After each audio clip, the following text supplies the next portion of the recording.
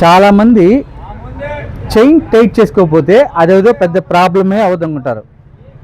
Chain tight చేసుకోకపోతే మీకు చాలా పెద్ద ప్రాబ్లం ఉందండి. నరేంద్ర, ఈ యొక్క ఇంజిన్ ఉంది కదా బండికి, చైన్ టైట్ చేసుకోలేదు, ఏమైంది నరేంద్ర?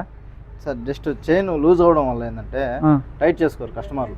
మనం చెప్తే అది ఏం కాదులే అనుకుని వెళ్ళిపోతారు.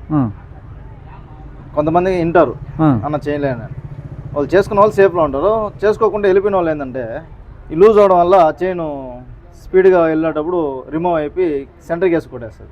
ఫస్ట్ కొట్టడం మ్యాగ్నెట్ కేసు పగిలిపోతుంది, ఆ తర్వాత సెంటర్ కేసు డ్యామేజ్ అయిపోతుంది. దానివల్ల ఇంజిన్ ఆయిల్ గారిపోవడం, లీక్ అయిపోవడం అలా జరుగుతుంటాయి. అది విత్ ఎంసిల్ పెడితే నిలబడుతుంది, లేదంటే సెంటర్ కేసు మార్చుకోవాలి. లేదా వెల్డింగ్ చేయలేరా? వెల్డింగ్ చేస్తే నిలబడుతుంది. ఆల్మోస్ట్ చేసే వాళ్ళు కరెక్ట్గా చేయగలుగుతారంటేనే చేయాలండి, లేదంటే నిలబడదు.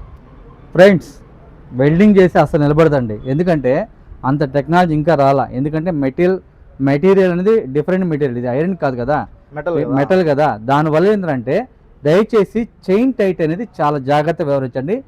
చాలా మీరు వీలైతే మీరు ఎన్ని కిలోమీటర్ తిరుగుతున్నారో చూసుకోండి. మీకు సౌండ్ అనిపిస్తే, భారం అనిపిస్తే చైన్ టైట్ చేసుకోండి.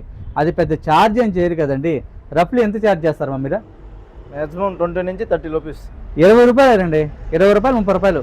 దాన్ని టైట్ చేసి కరెక్ట్గా టైమింగ్ చూసుకొని దానికి ఆయిల్ వేసి కూడా పంపిస్తారండి. ఆ 20 రూపాయలు కాడ ఈరోజు ఇంచుమించు ఒక 5,000 రూపాయలు అవుతుందమ్మా. ఇదే మొత్తం మినిమం అవుతుంది, మినిమం 5,000 రూపాయలు అండి. ఆలోచించండి ఫ్రెండ్స్, దయచేసి వెహికల్ అనేది చాలా కేర్ఫుల్గా ఉండాలి.